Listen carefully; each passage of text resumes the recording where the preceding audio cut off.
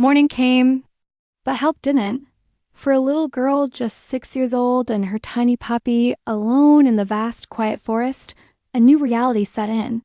They weren't waiting to be found anymore. They were learning to survive together. It all began with the small things, the simple lessons the forest taught. They gathered branches, dry enough to burn, and twigs, thin enough to catch a spark. The world held its breath as her trembling hands worked, rubbing sticks, striking rocks, desperate for a sign of warmth. And then it came, a tiny flame flickering to life. It was small, fragile, but it was enough. Enough to keep the biting cold at bay, a beacon of hope against the encroaching darkness.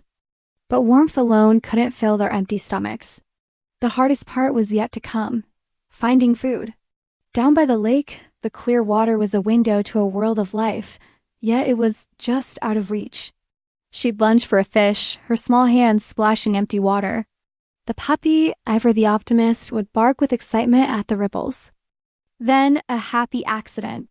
His playful chase startled a fish right toward her. With a gasp and a laugh, she snatched it from the water. "You helped!" she cried, her voice breathless with joy. "Good job." What they lacked in skill, they more than made up for with heart. Where she failed, he tried. Where he struggled, she guided.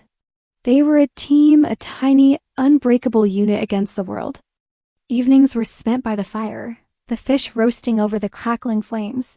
The puppy would rest its head on her lap, and they'd share tiny bites, a silent promise between them. Every sunrise was a new test, a new challenge to overcome. But every day, without fail, they chose each other. They chose to face it together.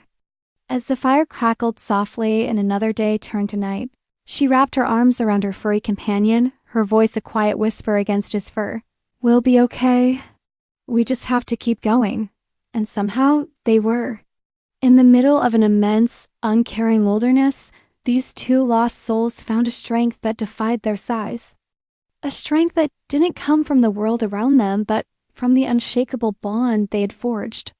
Survival wasn't just about the fire or the food. It wasn't just about living another day.